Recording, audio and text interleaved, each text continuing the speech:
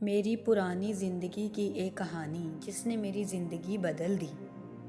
جب میں یونیورسٹی میں تھی تو مجھے لگتا تھا کہ مصروف روٹین میں قرآن کو سنبھالنا بہت مشکل ہے۔ میرا دن فجر سے پہلے شروع ہوتا تھا، صبح 6:45 پر یونیورسٹی کے لیے نکلنا ہوتا تھا، پھر بھی میں صبح کے وقت آدھا پارہ ضرور پڑھتی تھی۔ یونیورسٹی کا سفر تقریباً 1 گھنٹے کا تھا۔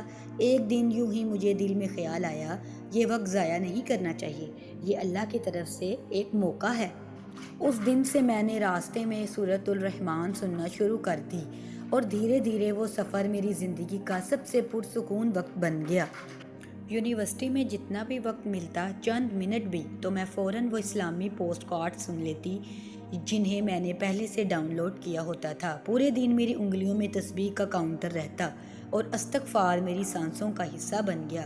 اسی استغفار نے میرے دل کی وہ توڑ پھوڑ بھی ٹھیک کر دی جو مجھے خود بھی محسوس نہیں ہوتی تھی۔ آہستہ آہستہ اللہ نے میری عادتیں بدل دیں۔ میں نے موسیقی چھوڑ دی، غیبت چھوڑ دی، فضول باتیں چھوڑ دیں۔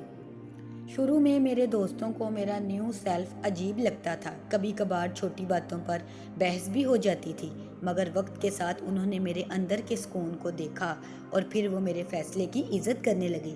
کچھ تو خود بھی دین کی طرف مائل ہونے لگے۔ آج بھی میں جب اپنے پرانے وقت کو یاد کرتی ہوں تو دل میں شکر آتا ہے۔ وہ لڑکی کوشش کرتی تھی، گرتی تھی، سیکھتی تھی، مگر ہمت نہیں ہارتی تھی، اور اللہ کو بھی ہم سے یہی چاہیے، اخلاص کے ساتھ کوشش۔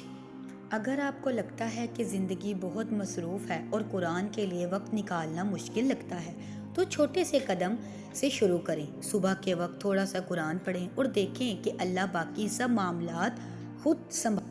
اگر آپ بھی آج سے صبح اپنا قرآن پڑھنے کا سفر شروع کرنے کے لیے تیار ہیں تو ابھی کمنٹ میں تیار ہوں لکھیں۔ میں آپ کو گائیڈ کروں گی کہ آپ اپنی مصروف روٹین کے ساتھ قرآن کو اپنی زندگی میں کیسے شامل کر سکتے ہیں۔ شکریہ۔